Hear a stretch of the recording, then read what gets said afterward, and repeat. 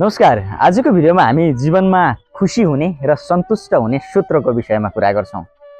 जीवनमा खुसी हुनको लागि हामीले केही कुराको बारेमा बडो विचार गर्नुपर्छ, विमर्श गर्नुपर्छ। त्यसका सम्बन्धमा पहिलो शर्त हो हामीले अरूतिर होइन आफूतिर फर्केर हेर्नुपर्छ। आफूसँग भएका तमाम सकारात्मक कुराहरू, आफ्नो सम्पत्तिको रूपमा रहेका ज्ञान, विवेक, आफ्नो इमान, निष्ठा, आफूसँग रहेको भौतिक किन नहोस् सम्पत्ति, त्यो सबैलाई राम्ररी ध्यान दिएर हेर्नुपर्छ र सँगै आफ्ना गल्ती, कमजोरी, आफ्नो कमजोर पक्षहरू के हो त्यसमा विशेष ध्यान दिएर त्यसलाई हटाउँदै लग्न कसरी सकिन्छ वा चाहिँ घटाउँदै लगेर अन्तिममा निमिट्यान्न पार्ने दिशामा कसरी अगाडि बढ्न सकिन्छ, यसरी सोच्न सकियो र त्यसरी आफूतिर फर्केर हेर्न सकियो भने जीवनमा खुसी र सन्तुष्टि प्राप्ति गर्न धेरै कुर्नु पर्दैन, उत्तिखेरैबाट प्राप्त हुन थाल्छ।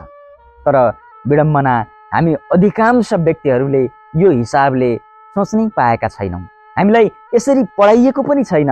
विद्यालय तहमा हामीले प्राप्त गर्ने शिक्षामा पनि यो कुराहरू पढाइएको छैन। तिमीमा केन्द्रित बन र तिमीभित्र भएका सकारात्मक पक्षहरूमा गर्व गर, नकारात्मक गलत पक्ष, कमजोरीहरूमा चाहिँ त्यसलाई निरन्तर सुधारको दिशामा अगाडि बढ।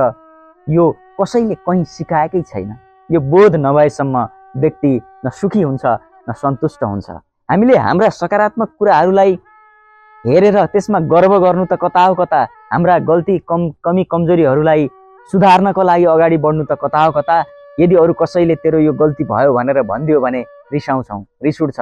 कसैले हाम्रा कमजोरीहरू थाहा पाउलान् कि भनेर हामीले त्यसलाई ढाकछोप गर्न निरन्तर लागिरहेका हुन्छौँ र फेरि हामीले आफूतर्फ फर्केर नहेर्दै गर्दा सारा दुनियाँतर्फ फर्केर हेर्न भने भ्याइरहेका हुन्छौँ।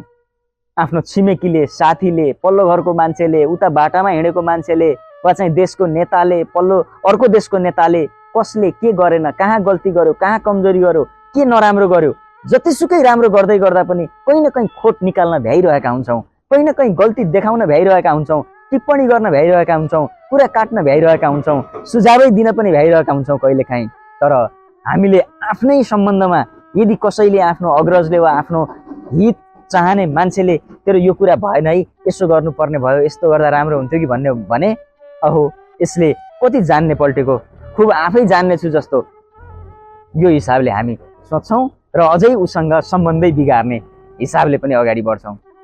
सायद हाम्रो सबभन्दा ठुलो कमजोरी नै यही हो कि हाम्रा गल्तीहरू, कमी कमजोरीहरूको सम्बन्धमा अझै बहस गर्ने, त्यसलाई हटाउने कसरी भन्ने सम्बन्धमा जाने, आफ्ना नजिकका आफूभन्दा जानेका अग्रजहरूसँग सोधेर मेरो कुन बानी तपाईँलाई ठिक लाग्दैन, किन ठिक लाग्दैन, यसलाई कसरी घटाउने होला, कसरी हटाउने होला, मैले के गरेँ भने म राम्रो मान्छे बन्न सक्छु भनेर आफ्ना कमजोरीहरूलाई अरूका माझमा लैजान र उहाँहरूबाट सुन्न अनि आफूलाई विकसित गर्दै वा सकारात्मक ध्रुवतिर लैजान त हामी चाहँदैनौँ। त्यो शिक्षा हामीलाई छँदै छैन। त्यो विषयमा हामीले विचार विमर्श मन्थन गरेकै छैनौँ। हामी त खालि सक्छौँ त अर्को मान्छेको के भएन, उसले लगाएको कपडा कतापट्टि मिलेन, सबै मिल्दै पनि हामी के मिलेन खोजिरहेका छौँ।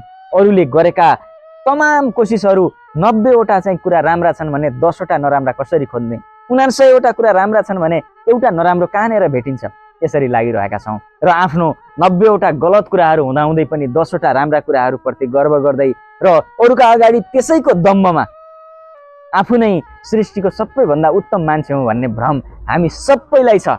यो भ्रमले जब छोड्छ र जब हामी आफूतिर केन्द्रित भएर हेर्न थाल्छौँ र आफूसँग भएका सकारात्मक पक्षहरूप्रति गर्व गर्दै नकारात्मक पक्षहरू, गल्ती र कमी कमजोरीहरूलाई सुधार गर्दै परिष्कृत जीवन बाँच्नका लागि निरन्तर अगाडि बढ्ने सम्बन्धमा हामीले जब काम गर्न थाल्छौँ तब मात्रै हामी जीवनमा सन्तुष्ट हुन सक्छौँ, खुसी सहित जीवन बाँच्न सक्छौँ।